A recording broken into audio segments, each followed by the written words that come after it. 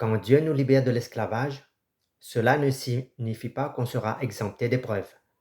Quand Dieu nous libère de l'esclavage, surtout de l'esclavage du péché selon Romains 6, cela ne veut pas dire que nous serons exemptés d'épreuves, mais transformés pour marcher avec Dieu au milieu de celles-ci. Premièrement, la liberté ne supprime pas les épreuves. La délivrance de l'esclavage vise à nous arracher à la domination du péché, de la mort et de la condamnation.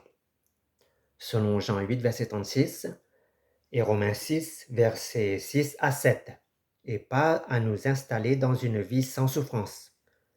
Les enfants de Dieu restent confrontés au mal, à la tentation, à la persécution et aux difficultés. Mais la grâce nous donne un appui, une nouvelle nature et le Saint-Esprit pour les porter selon Romains 8, versets 1 à 26. Deuxièmement, un exemple biblique, Israël. Dieu a libéré le peuple d'Israël de l'esclavage en Égypte, mais ensuite Dieu les a conduits dans le désert, un lieu d'épreuve, de faim, de soif et de tentation, selon le livre d'Exode et de Nombre. Cela montre que la vraie liberté n'est pas l'absence de souffrance, mais la capacité à vivre sous la main de Dieu, à apprendre la confiance, la dépendance et la fidélité dans le combat. Comment vivre cette liberté dans les épreuves? Nous devons donc nous rappeler que la liberté chrétienne, c'est être libre en Christ, c'est-à-dire que Christ nous a libérés pour Dieu et non pour être libérés de toute épreuve. Autrement dit, nous devons transformer la compréhension de l'épreuve en terrain de sanctification, de patience et de marche dans la foi, selon Romains 5, versets 3 à 5, et aidés par la promesse de Jean 16, verset 33, où Jésus nous demande de prendre courage, car lui, il a vaincu le monde. Dieu nous libère de l'esclavage, mais pas de toute épreuve. Cela touche à la fois au salut, à la sanctification, au sens de la souffrance et à la nature même du royaume de Dieu. Qu'est-ce que l'esclavage biblique? Dans l'Écriture, l'esclavage ne désigne pas seulement la captivité physique, mais surtout une condition de désorientation totale devant Dieu. En Jean 8, verset 34, le péché est décrit comme un esclavage, et en Romains 6, verset 6 et Romains 16, verset 20, que l'homme est vendu au péché et il ne peut se libérer lui-même. Premièrement, l'esclavage est aussi lié à la peur, à la domination, à la honte et à la mort, selon Hébreux 2, versets 14 à 15. La liberté chrétienne, c'est donc d'abord la rupture avec cette domination interne. Si le Fils vous affranchit, vous serez réellement libre, selon Jean 8, 36. Et selon Galates 4, verset 7, nous ne sommes plus esclaves, mais des fils. Ce qu'on doit comprendre fondamentalement, c'est que la libération n'enlève pas l'oppression extérieure, elle change la racine de notre condition. Deuxièmement, la liberté en Christ ne supprime pas les épreuves. La logique biblique est claire. La grâce nous délivre de la condamnation, pas de la tribulation, selon Romains 8, verset 1 et Jean 16, 33. La justification par la foi nous libère de la peine éternelle, mais pas de notre croix quotidienne, selon Marc 8, 34, verset 35. De cette analyse, donc, il en ressort plusieurs points clés. Premièrement, les enfants de Dieu, bien que libérés de l'esclavage, restent dans un monde marqué par le péché, la mort, la maladie, la persécution, selon Actes 14, verset 22 et 2 Timothée 3, verset 12. Deuxièmement, la liberté chrétienne est une liberté de relation avec Dieu, mais pas une liberté d'immunité contre les difficultés. Autrement dit, on peut être libéré de l'enfer, mais demeurer encore dans un corps qui souffre, dans un couple qui peine ou être dans une église imparfaite. Troisièmement, l'exemple d'Israël, la délivrance du peuple de l'esclavage n'empêche pas le désert. La sortie d'Égypte est un modèle prophétique du salut. Dieu sauve Israël de Pharaon, de la servitude, de la mort, selon Exode 1 à 15. Mais pourtant, la route est longue et douloureuse.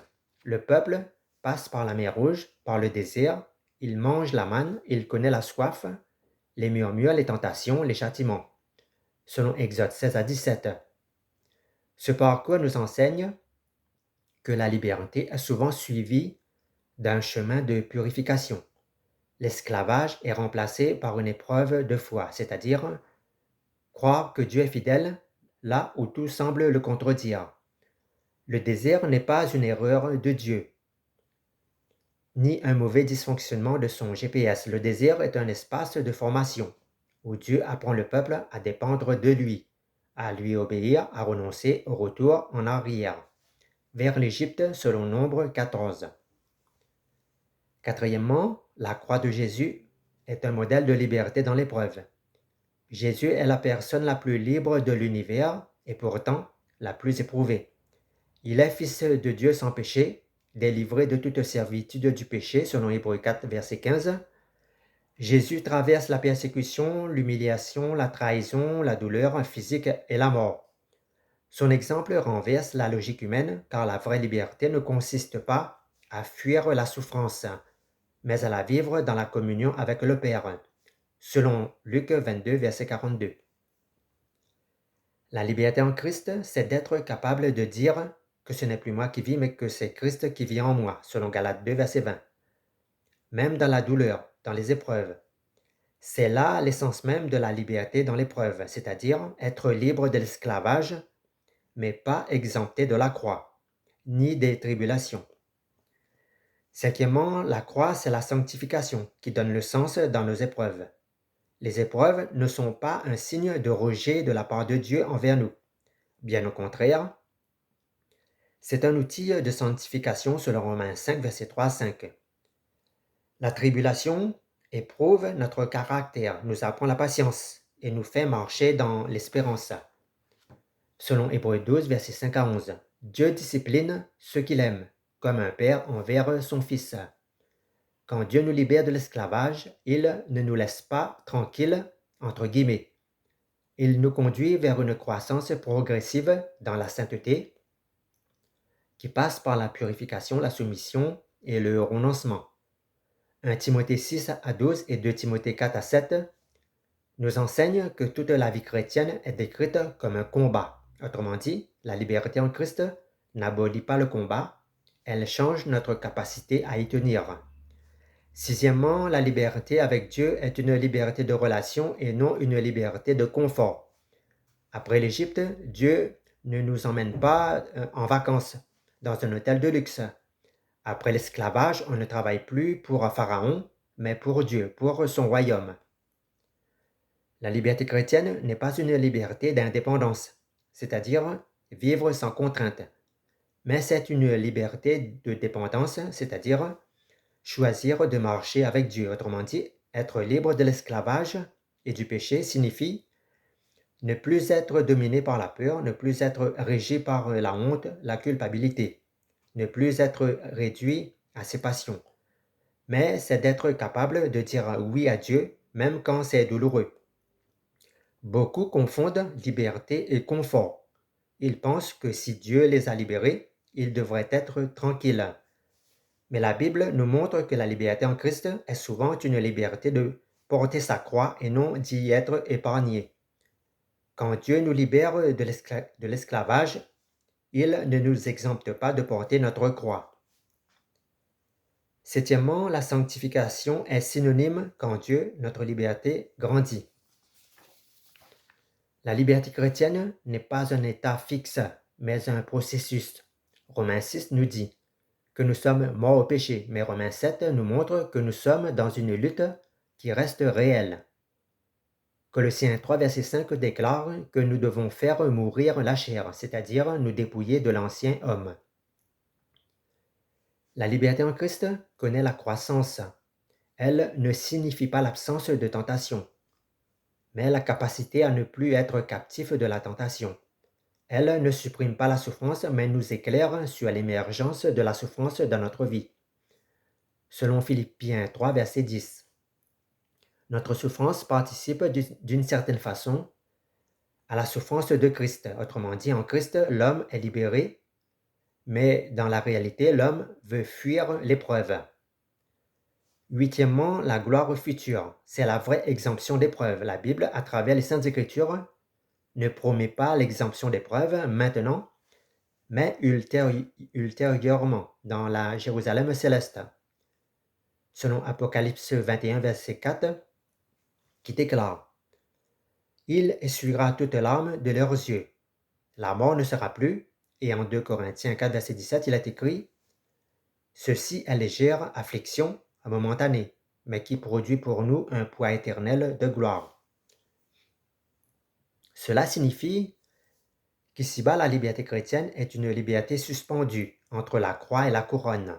Après la mort ou le retour de Christ, la liberté est pleine. Il n'y aura plus d'esclavage, plus de souffrance, plus de peine. Mais entre-temps, nous vivons dans une tension. Nous sommes libérés, mais nous sommes encore éprouvés. Neuvièmement, quand Dieu nous libère de l'esclavage, on n'est pas exempté d'épreuves, mais pour autant, nous sommes libérés, mais pas épargnés. Nous sommes libres du péché, non de l'épreuve.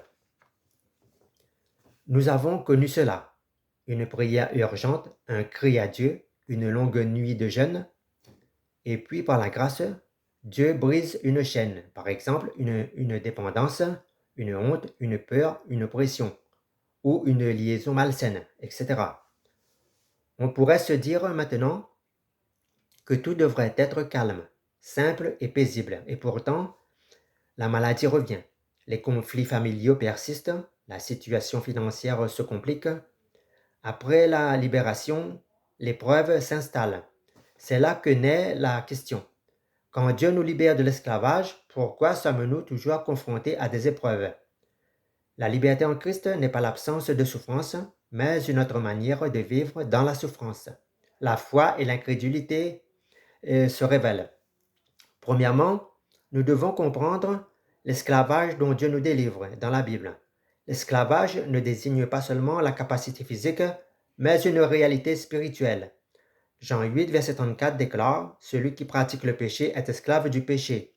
Romains 6, verset 20 déclare: Quand nous étions esclaves du péché, nous étions libres à l'égard de la justice. Autrement dit, l'esclavage dont Dieu nous libère est donc l'esclavage du péché, où on est dominé par des mauvais désirs, par des addictions, des mauvaises habitudes. Dieu nous délivre de l'esclavage, de la peur du jugement, de l'abandon, de l'avenir, etc. Il nous délivre de l'esclavage de la condamnation. L'impression que notre passé nous condamne à jamais, mais heureusement qu'il y a la bonne nouvelle de l'Évangile. Jean 8, 36 déclare: Si le Fils nous a franchis, nous serons réellement libres. Et Galates 4, verset 7 déclare que nous ne sommes plus esclaves, mais fils. Mais la parole est claire: être fils ne signifie pas être épargné par l'épreuve. La liberté n'empêche pas le désert. La sortie d'Égypte en est un parfait exemple. Dieu abat Pharaon, il délivre Israël de l'esclavage, il ouvre la mer Rouge, selon Exode 14. Le peuple est délivré et pourtant, immédiatement après, il connaît le désert, la soif, la faim, les tentations, les murmures. Ces épreuves n'est pas une erreur de Dieu, c'est un enseignement et un cheminement. C'est la liberté en Dieu qui commence. Quand on sort de l'Égypte, du monde des ténèbres, la vraie maturité se forme dans le désert. Le désert, l'épreuve qui révèle ceux qui sont restés esclaves dans leur cœur. Le désert, c'est la place où la foi se met à l'épreuve. C'est le lieu où la libération devient non un souvenir, mais une réalité vécue. Dieu ne nous délivre pas de l'esclavage pour nous mettre dans un jardin de roses, mais pour nous conduire dans une épreuve qui forge notre identité en tant qu'enfant de Dieu. La vérité de Jean 16:33 nous éclaire: dans le monde, nous aurons des tribulations. Personne n'en est épargné. Jésus ne laisse pas de faux espoirs à ses disciples. Après avoir parlé de sa mort, de sa résurrection et de la venue du Saint-Esprit, Jésus dit clairement que dans le monde, nous aurons des tribulations. Personne n'est exempté de tribulations. Mais Jésus ajoute aussi: prenez courage, j'ai vaincu le monde. Jésus, la personne la plus libre de l'univers, a accepté d'être enchaîné par le péché sur la croix, afin de nous rendre libres. La délivrance de Jésus pour nous est réelle. Il a vaincu le monde en combattant activement par la foi en Dieu son Père. Après nous avoir délivrés de l'esclavage, Jésus nous dit que nous aurons à livrer des batailles réelles, c'est-à-dire des tribulations. La liberté de Christ n'est pas un ascenseur vers le ciel sans escalier, mais une lampe pour marcher dans la nuit, selon Psaume 119, verset 105. La liberté en Christ n'est pas synonyme d'une liberté tout confort. Souvent, on confond liberté et aisance. On dit souvent, si Dieu m'a délivré, pourquoi je suis encore dans cette situation? Ou bien, si je suis juste, pourquoi je souffre? La parole de Dieu nous montre que la liberté en Christ signifie qu'on n'est plus sous la condamnation, plus sous la honte radicale, plus de rejet devant Dieu, selon Romains 8, verset 1. Dieu nous délivre de l'esclavage pour nous rendre libres pour lui. Dieu ne nous délivre pas pour rien, mais pour un but, faire sa volonté. Jésus-Christ est totalement libre et pourtant il entre dans la souffrance, il accepte la croix. Il traverse la mort, sa liberté n'est pas la fuite, ni les reproches devant les épreuves. La liberté de Jésus est la capacité de donner sa vie par amour en toute liberté. Pourquoi Dieu permet l'épreuve après la libération? Comme cité plus haut. Pour nous purifier, selon Romains 5, verset 3 à 5, qui déclare que nous glorifions même dans les tribulations, sachant que la tribulation produit la patience, etc. Et 1 Pierre 1, verset 6 à 7 nous dit que la foi est éprouvée comme l'or, au feu pour produire une gloire éternelle. Dieu aime et approuve lorsque nous manifestons de la foi envers lui. La foi n'est pas une nature ou un objet statique. La foi se manifeste dans l'épreuve, dans la liberté. Autrement dit, Dieu, pour nous transformer, selon Hébreux 12, versets 5 à 11, discipline ce qu'il aime pour qu'il participe à sa sainteté. L'épreuve est comme un sculpteur qui ôte le surplus de pierres inutiles pour laisser apparaître la forme voulue. Selon 2 Corinthiens 1, verset 3 à 7, Dieu nous console dans nos afflictions pour que nous puissions consoler à notre tour. Selon 1 Pierre 4, verset 12 à 13, qui déclare « Ne soyez pas étonnés d'une épreuve qui vous arrive comme une chose étrange, mais réjouissez-vous puisque vous avez part aux souffrances de Christ. » Nous pouvons nous réjouir même dans la tribulation, nous réjouir non selon le monde, mais selon la parole. Après la libération, l'épreuve devient donc un espace de sanctification et non un signe de punition. Même si pour certaines personnes, marcher dans le chemin de la sanctification ressemble plus pour eux à une forme de punition qu'à une libération, la sanctification n'est pas une épreuve statique, elle est dynamique, c'est un combat. C'est une lutte qui révèle l'efficacité de la gloire de Dieu. Ensuite, la parole nous révèle que la croix est un modèle de la liberté dans l'épreuve. Regardons Jésus. Nous savons qu'il est le Fils de Dieu, qu'il est sans péché, qu'il est libre de toute domination. Et pourtant, Jésus voit la croix comme une nécessité, selon Luc 24, verset 26. Jésus accepte la souffrance comme un chemin de gloire, selon Hébreux 12, verset 2. Jésus est un modèle pour nous. Il nous enseigne qu'il ne faut pas fuir la souffrance, mais la vivre dans la communion avec le Père, selon Luc 22, verset 42. Autrement dit, la liberté en Christ ressemble à cela, c'est-à-dire être délivré du péché, mais non de la croix, et aussi apprendre à porter la croix en suivant celui qui l'a porté pour nous. Enfin, c'est dans la gloire future que nous serons véritablement exemptés d'épreuves de tribulation.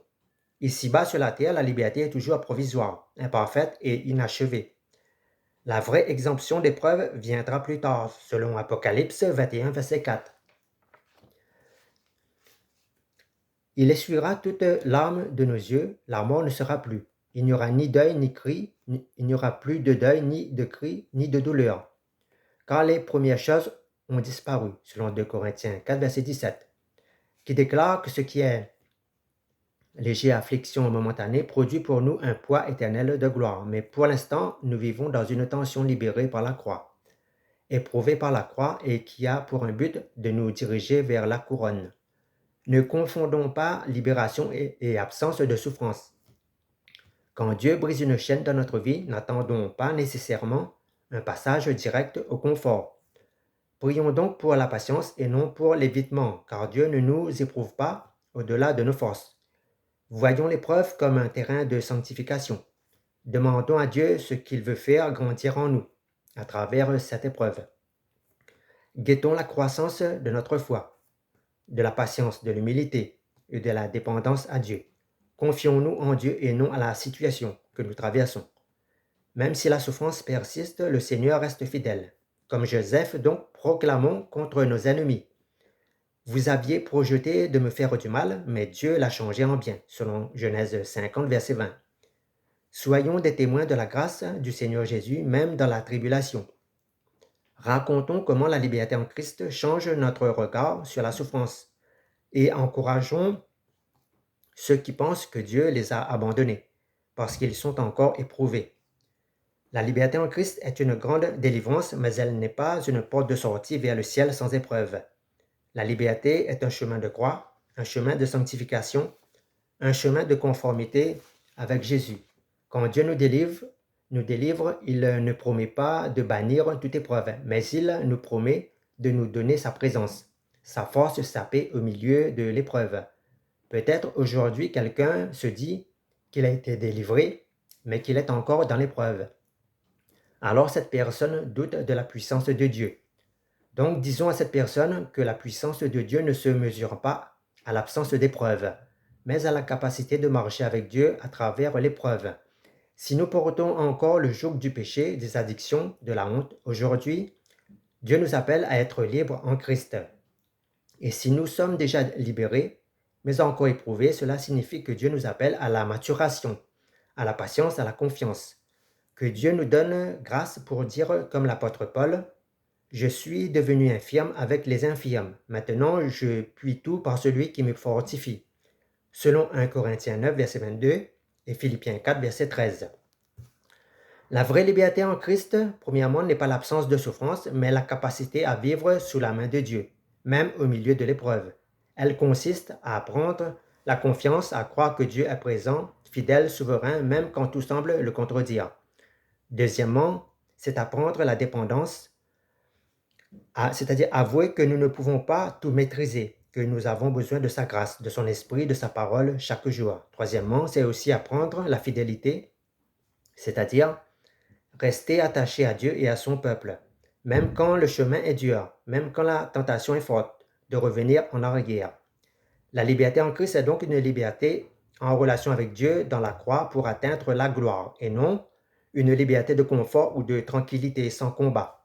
Parce que sous la main de Dieu, même la souffrance devient une école de foi, et dans l'épreuve, elle devient celle de la confiance.